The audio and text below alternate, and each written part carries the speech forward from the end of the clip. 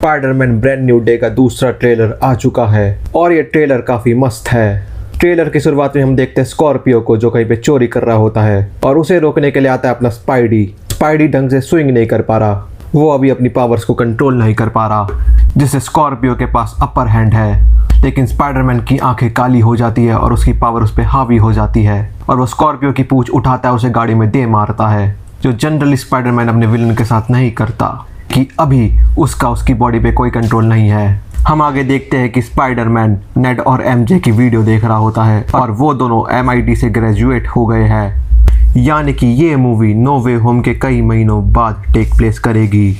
हम आगे देखते हैं कि स्पाइडरमैन अपने नए वेब शूटर्स को एडजस्ट कर रहा होता है और जैसे ही वो उनका यूज करता है उसके ऑर्गेनिक वेब्स के प्रेशर से उसके वेब शूटर्स दीवार में चिपक जाते हैं एंड ही डिस्कवर कि उसके पास ऑर्गेनिक वेब्स है और इस चीज का सलूशन ढूंढने के लिए जाता है वो डॉक्टर बैनर के पास और वो डॉक्टर बैनर के हाथ में देखता है हल्क इनहिबिटर और डॉक्टर बैनर उससे बोलते हैं कि अगर मैं इस डिवाइस के बिना तुम्हें कहीं दिख जाऊं तो वहां से भाग जाना। जैसा कि हमने देखा था कि स्पाइडरमैन अपनी पावर्स को कंट्रोल नहीं कर पा रहा, वो कहीं भी घुस जा रहा है, किसी की भी शादी में घुस जाता है। No Spidey, bad habit. हम आगे देखते हैं कि डिपार्टमेंट ऑफ डैमेज कंट्रोल का हेड स्पाइडी को बोलता है कि एक ऐसा विलन है जिसे ना हम सेंस कर सकते हैं और ना देख सकते हैं। फिर हमें अगले शॉट में दिखाया जाता है जीन ग्रे को, यानी कि शेडी सिंह को, इसका फेस MCU ने अभी तक रिवील नहीं किया। हम आगे देखते हैं कि वो अपने आसपास के इन्वायरमेंट में एक काइनेटिक वेव्स अपनी साइकिक पावर से छोड़ सकती है, वो दूसरों के माइंड में घुस के उनका माइंड कंट्रोल कर सकती है और इसकी पावर प्रोफेसर एक्जेवियर से काफी मिलती है। हम देखते हैं कि पीटर और उसका नया AI इस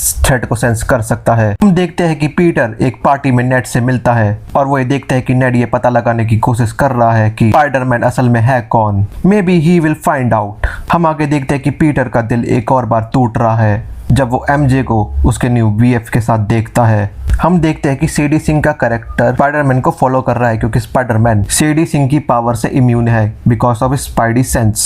समहाउ पनीसर भी इस चीज से इम्यून है। आई डोंट नो मार्वल का ये क्या लॉजिक है, पर इट्स हाउ कॉमिक वर्क्स। वो अलग अलग लोगों के दिमाग में घुस के पीटर से बात कर रही है और वो उसको MJ का थ्रेट दे रही है, लेकिन वो MJ को कैसे जानती है? वो स्पाइडरमैन के दिमाग में तो घुस नहीं सकती और MJ तो स्पाइडरमैन को भूल चुकी है and that's how thing become interesting.